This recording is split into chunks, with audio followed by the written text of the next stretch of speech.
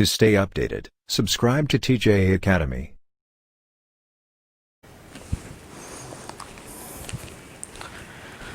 बिस्मिल्लाहिर्रहमानिर्रहीम। तो बच्चों, आज जो टॉपिक हम देखने जा रहे हैं वो है हमारे पास परफेक्टली कंपैरेटिव फर्म का नॉर्मल एंड एबनॉर्मल लॉस। पहले एक कॉन्सेप्ट आप ध्यान में रख लें कि हमने दो चीज़ें पढ़ी थी, इकोनॉमिक और अकाउंटिंग प्रॉफिट। तो इकोनॉमिक प्रॉफिट अगर ज़ीरो हो तब भी अकाउंटिंग में कुछ ना कुछ अर्निंग हो रही होती है। इकोनॉमिक लॉस भी हो तो तब भी अकाउंटिंग में कुछ ना कुछ अर्निंग हो रही होती है। और इकोनॉमिक प्रॉफिट होने का मतलब है कि आप कुछ ना कुछ अर्न तो कर रहे हैं, लेकिन वो अल्टरनेट से भी ज़्यादा अर्न कर रहे हैं। तो याद रखिएगा कि अगर इकोनॉमिक प्रॉफिट शो हो रहा हो, इकोनॉमिक प्रॉफिट, तो इकोनॉमिक प्रॉफिट के शो होने का मतलब है आपका ये बिजनेस अल्टरनेट के मुकाबले में ज़्यादा अर्न करके दे रहा है। तो इस तरह के प्रॉफिट को कहते हैं सुपर नॉर्मल प्रॉफिट।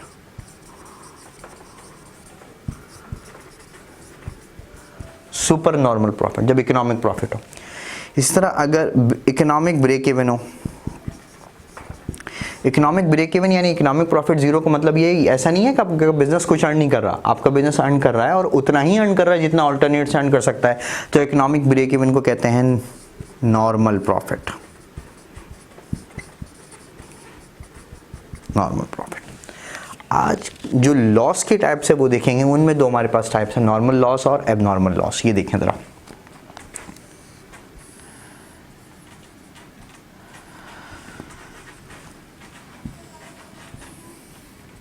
ये देखें, ये हमारे पास फ्रेमवर्क है।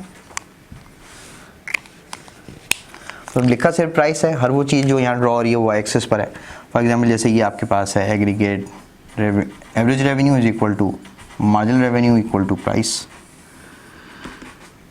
Average revenue marginal revenue price. आपको पता है प्रोड्यूस करने के लिए जो कंडीशन है वो है marginal revenue is equal to marginal cost then marginal cost increasing. तो मार्जिनल रेवेन्यू तो है, क्या नहीं है, मार्जिनल कॉस्ट, तो वो आपने बना दिया मार्जिनल कॉस्ट। ये आपने बना दी क्या, मार्जिनल कॉस्ट। और ये आपके पास आ गया क्यू स्टार। अच्छा, क्योंकि ये दोनों केस हमारे पास लॉस के हैं तो हम लॉस को कंसिडर करेंगे। और ये हमारे पास आ गई एवरेज टोटल कॉस्ट। ये हमारे पास आ गई एवरेज टोटल कॉस्ट। और एवरेज टोटल कॉस्ट के आने के बाद ये जो हम एवरेज कॉस्ट निकालेंगे वो ये ऊपर लेके गए, जहाँ ये इंटरसेक्ट हो रहा है ये आ रहा है एवरेज टोटल कॉस्ट। ये ऊपर गया, जहाँ ये इंटरसेक्ट हो रहा है ये आ रहा है आपके पास एवरेज टोटल कॉस्ट। अच्छा, ये बात हम देख चुके हैं प्रीवियस वीडियोस में कि ये एवरेज कॉस्ट, टोटल कॉस्ट का जो बॉक्स है ये टोटल कॉस्ट को शो करता है, और ये प्राइस का जो बॉक्स है ये टोटल रेवेन्यू को शो करता है। तो आप देख सकते हैं टोटल कॉस्ट ज़्यादा रेवेन्यू कम, ये एरिया लॉस को शो कर रहा है। यहाँ पे भी टोटल कॉस्ट ज़्यादा रेवेन्यू कम, ये एरिया लॉस को शो कर रहा है। यहाँ दोनों कंडीशन लॉस को शो कर रही हैं। अब एवरेज कॉस्ट के साथ एक और कॉस्ट कर्व होता है, एवरेज टोटल कॉस्ट का, वो कहलाता है एवरेज वेरिएबल कॉस्ट। ये हम कॉस्ट थ्योरी में देख चुके हैं, एवरेज वेरिएबल कॉस्ट। अच्छा, पहले यहाँ देख लेते हैं। आपको पता है कि जो एवरेज टोटल कॉस्ट होती है ये सम होता है कि इसका एवरेज फिक्स्ड कॉस्ट का और एवरेज वेरिएबल कॉस्ट का। तो इसका मतलब इस आउटपुट का अगर यहाँ से लेकर यहाँ तक का लेवल क्या शो कर रहा है, एवरेज टोटल कॉस्ट, तो इसका मतलब है ये स्प्लिट करूँ तो दो हिस्सों में टूटेगा, एवरेज फिक्स्ड कॉस्ट और एवरेज वेरिएबल कॉस्ट।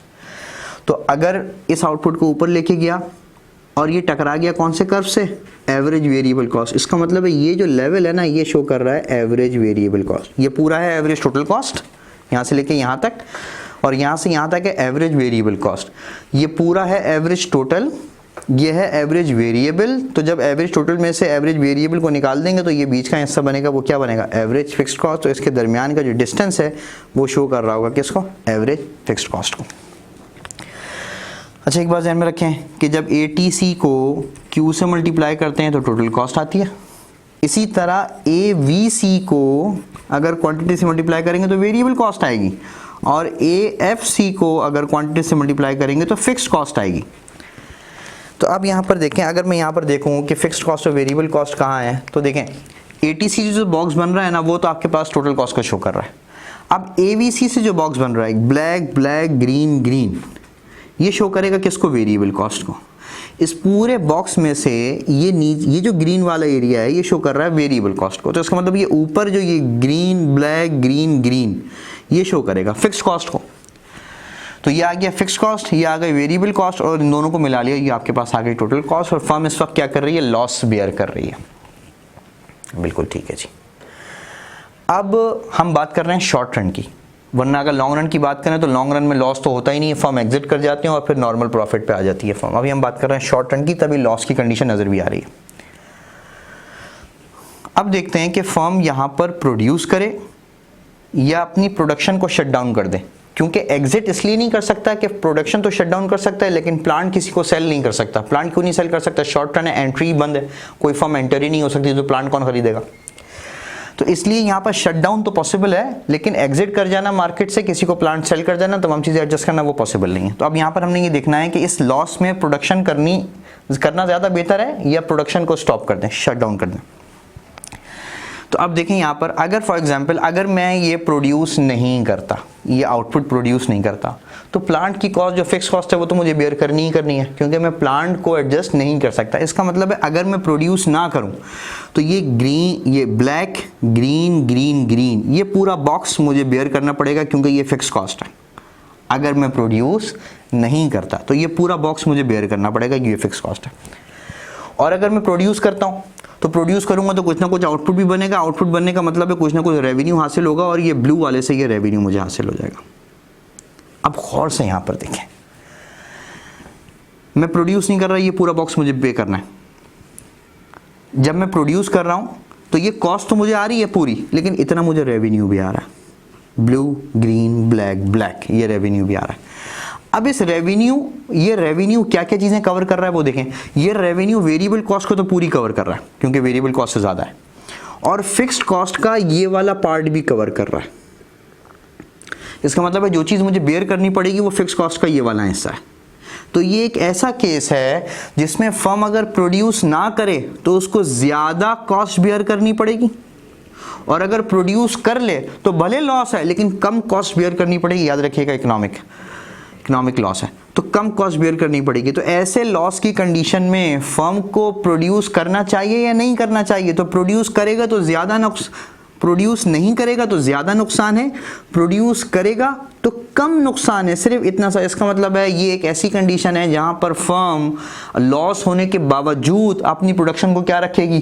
कंटिन्यू रखेगी। तो याद रखिएगा, ऐसा लॉस जिसमें फर्म अपनी प्रोडक्शन को कंटिन्यू रखती है कहलाता है नॉर्मल लॉस। ऐसा लॉस जिसमें फर्म लॉस के बावजूद प्रोडक्शन को शॉर्ट टर्म में कंटिन्यू रखे वो कहलाएगा नॉर्मल लॉस। अब इसकी दूसरी कंडीशन देखते हैं। ये आपके पास लेट्स सपोज अगर एवरेज वेरिएबल कॉस्ट ऐसा है, एवरेज वेरिएबल कॉस्ट, और ये आपके पास एवरेज वेरिएबल कॉस्ट आ गया। अब देखें जरा गौर से,